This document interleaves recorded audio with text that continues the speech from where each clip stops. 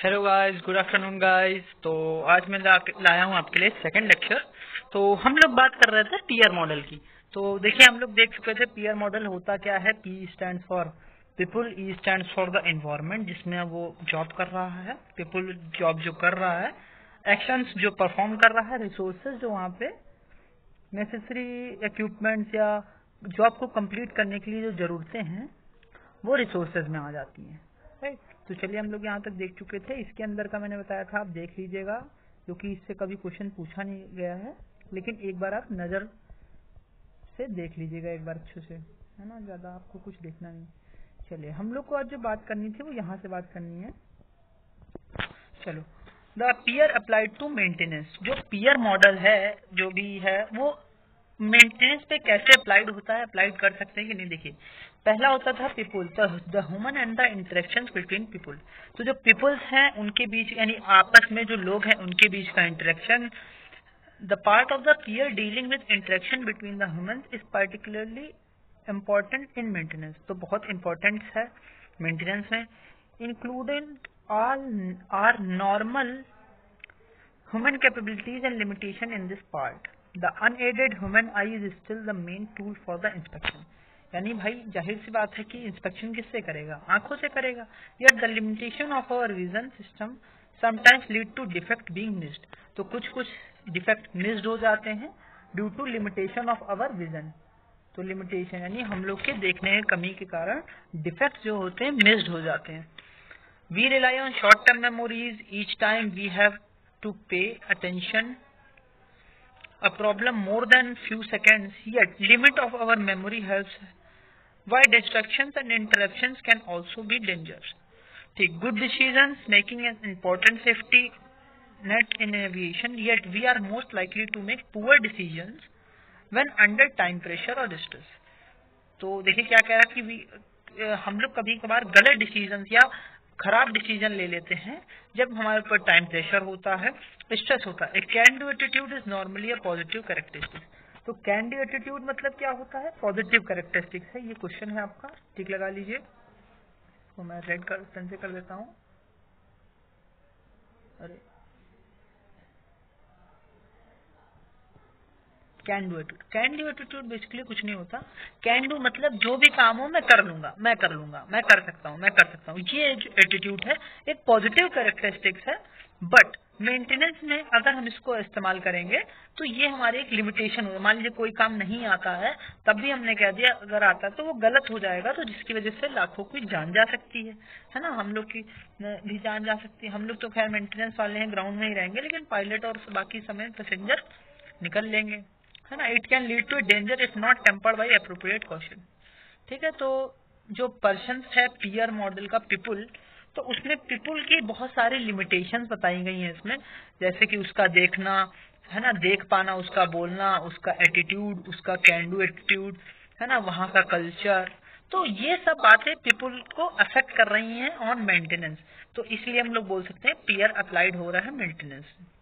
चलिए, इन्वायरमेंट। तो इन्वायरमेंट में क्या है, फिजिकल एंड ऑर्गेनाइजेशन। तो फिजिकली इन्वायरमेंट कैसा होता है, ऑर्गेनाइजेशन इन्वायरमेंट कैसा है, यानी वहाँ का वातावरण कैसा, वहाँ का टेम्परेचर कैसा, वहाँ का प्रेशर कैसा, वहाँ का ह्यूमिडिटी कैसी, वहाँ का रेन है कि नहीं।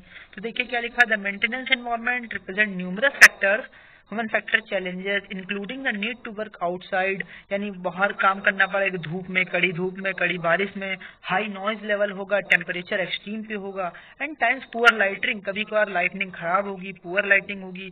All this condition can increase the probability of error. तो ये सब जो कंडीशन है जिनकी वजह से एरर की पॉसिबिलिटी ज्यादा हो जाती है। For example, a 3 engine aircraft lost oil from all engine after maintenance technician on night shift fitted magnetic chips detector without the necessary O rings. तो ये क्वेश्चन आ चुका है, टिक लगा लीजिए, without the O-rings.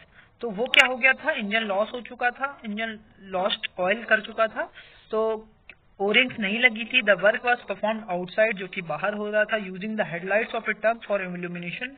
Furthermore, the technician had no direct view of the task and fitted each chip detector by feel, reaching inside the oil service door on each engine. यानी अपने अंदाजे से उसने लगा दिया, जो कि प्रॉपर नहीं लग पाई थी, जिसकी वजह से इंजन का ऑयल लॉस हो चुका था, ओरिंग नहीं लग पाई थी। Right. In addition to the physical environment, there is the organisation environment surrounding maintenance. Maintenance task are often perform under time pressure. यही सी बात है कि ये जो मेंटेनेंस टास्क है वो टाइम प्रेशर के अंडर में होता है, यानी बहुत ज्यादा लोगों का टाइम का प्रेशर देते हैं, बॉस प्रेशर देता है। Time pressure is a particular threat when technicians are not used in handling it and allow it to have undue influence on their decision making. तो ये डिसीजन मेकिंग को बहुत affect करता है। Other aspects of the organisation environment are management style, organisation culture, workplace norms and unwritten information. तो ये भी question है ऑर्गेनाइजेशन कल्चर के। क्या क्वेश्चन है? ऑर्गेनाइजेशन एनवायरनमेंट में क्या क्या चीज आती है कि ऑर्गेनाइजेशन की मैनेजमेंट की स्टाइल कैसी, ऑर्गेनाइजेशन कल्चर कैसा, जस्ट कल्चर है, एंड वर्क प्लेस नॉर्म्स यानी वहाँ की जो नॉर्म्स एंड कंडीशंस होती हैं, unwritten and informal work practices that members of the organisation follow, जो वहाँ का वातावरण में जो लोग करते चले आ रहे हैं। Actions, procedure, paper and poor design. तो एक्शंस क्या है? एक्शंस के अंदर ही आएगा। देखिए ये क्वेश्चन काफी अच्छा है, poor design and paper work. तो ये किस में आएगा?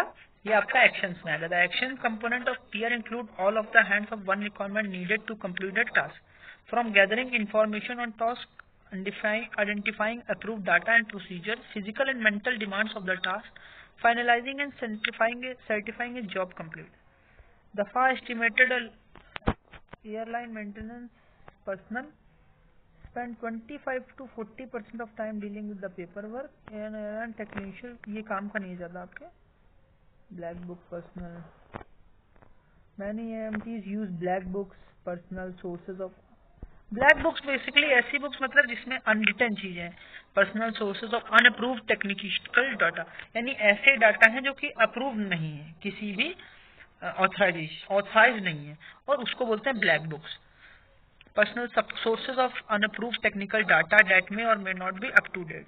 तो जो हो सकता है वो पुरानी बुक्स यूज कर रहा हो, है ना, ये सब क्या है? अप टू डेट नहीं है। The problem face by the AMT is conflict between the following procedure and the pressure to get the job. तो है जाहिर सा प्रेशर वाली जॉब है। And awareness of the human factor associated with the actions required to complete a job while by people at all levels of the organization can help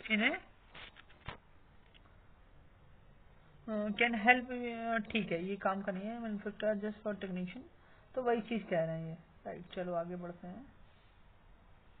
resources मतलब हमारा ये होता है कि कौन कौन से हमारे स्पेयर्स, पार्ट या जो भी टूल्स एंड इक्विपमेंट जो की जरूरत है, रिसोर्सेज उनकी कमी ना होना, है ना। Many maintenance incident begin with the lack of necessary resources such as time, spare. तो ये भी क्वेश्चन आ जाएगा रिसोर्सेज में, time, spares and specialised tools. Shortage will sometimes lead to work around or disruption. AMTs have to deal frequently with the lack of resources and equipment. Knowing how to deal with the lack of resources requires judgment that takes years to build. चलो, तो resources मतलब वही जो आपके चीजें होती हैं वो सब आ जाएंगी। एक्शंस में आपका क्या आ जाएगा? आपका प्रोसीजर, पेपर आएगा, पुअर डिजाइन। एनवायरमेंट में एनवायरमेंट आ जाएगा, पीपल में हम लोग आ जाएंगे। तो एक्शंस में आ जाएगा प्रोसीजर, पेपर वर्क और इस तरीके से रिसोर्सेज। ठीक है, ऑर्गेनाइजेशन एनवायरमेंट ये सब हटा दीजिए। चलो, डर्टी डोजन, तो ये बहुत ही इंपॉर्टेंट क्वेश्चन है, इसके आपको सारे ही याद करने पड़ेंगे। डर्टी डोजन, तो डर्टी डोजन बेसिकली क्या है? डजन मतलब 12 और डर्टी मतलब जो गंदे। तो 12 चीजों की कमी अगर है किसी के अंदर तो उसकी वजह से क्या हो जाएगा? तो dirty dozen refers to 12 of the most common human error pre condition or condition that can act as a precursor to accident or incident. यानी ये 12 कमियां हो सकती हैं जिनकी वजह से एक्सीडेंट या इंसिडेंट हो जाए। These 12 elements influence people to make mistake, जिससे गलती हो सकती है। तो कौन कौन से हैं 12 वो? Lack of communication, distraction. Lack of communication मतलब बातचीत करना या कम्युनिकेशन करना, उसमें कमी होना, यानी सही से बातचीत नहीं हो पाई टेक्नीशियन और इंजीनियर के बीच में, इंजीनियर और मैनेजमेंट के बीच में, ठीक है, ऑर्गेनाइजेशन और मैनेजमेंट के बीच में। डिस्ट्रैक्शन बेसिकली वो होते हैं जो भी नॉइज होना, टेम्परेचर इस तरीके से बढ़ जाना, तो ये सब क्या, या बहुत सारे डिवाइडेड अटेंशन में काम करना, है ना, तो ये हो गया डिस्ट्रैक्शन। लैक ऑफ रिसोर्सेज की कमी होना। स्ट्रेस मतलब होता है आपका, मतलब स्ट्रेस मतलब आपको बहुत सारा स्ट्रेस है ना, प्रेशर और स्ट्रेस देना। है ना, घर में किसी से लड़ाई हो, आपकी गर्लफ्रेंड से इस तरीके से, या बीवी किसी लड़ाई हो जाए, स्ट्रेस हो जाना, है ना, बॉस ने कभी डांट दिया, स्ट्रेस में आ गए। कॉम्प्लेसेंसी, कॉम्प्लेसेंसी मतलब वही कैन डू एटीट्यूड, या कभी कभार कैन डू एटीट्यूड तो नहीं बोलेंगे, जैसे 3-4 बार या 10-15 बार आप काम कर चुके तो उसमें आप महारथी बन जाते हैं, तो उसके बाद फिर आपको लगने लगता है कि मैं बहुत अच्छे से कर लूंगा, तो आप क्या करते हैं, मैनुअल्स का भी इस्तेमाल नहीं करते हैं, और आपको किसी का साथ भी नहीं चाहिए होता, अकेले आप कर लेंगे, तो यहाँ पे कॉम्प्लेसेंसी आ जाती है। लैक ऑफ टीम वर्क, यानी अकेले काम करने चले जाते हैं, टीम वर्क को नहीं, या कोई भी अगर गड़बड़ी होगी तो अपने पास रखे रहेंगे, कोई किसी को बताएंगे नहीं, है ना, तो टीम वर्क से मतलब बातचीत नहीं करते हैं। प्रेशर, प्रेशर भाई वही है। लैक ऑफ अवेयरनेस, अवेयरनेस मतलब किसी चीज से अवेयर ना होना, जिसे पता है कि गलती हो सकती है, पता है कि गलती हो जाएगी, तब भी वो जानबूझ के अवेयर नहीं है। लैक ऑफ नॉलेज, नॉलेज की कमी होना, है ना, बहुत सारी चीजें पता ही नहीं होना। फटीग मतलब फट जाना, थक जाना, है ना।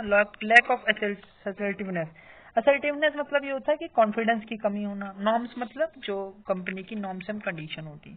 तो ये जो डर्टी डजन है ये आपको 12 के 12 याद करने पड़ेंगे, है ना, तो ये आप इसको जो एक बार याद कर लीजिएगा, ठीक है।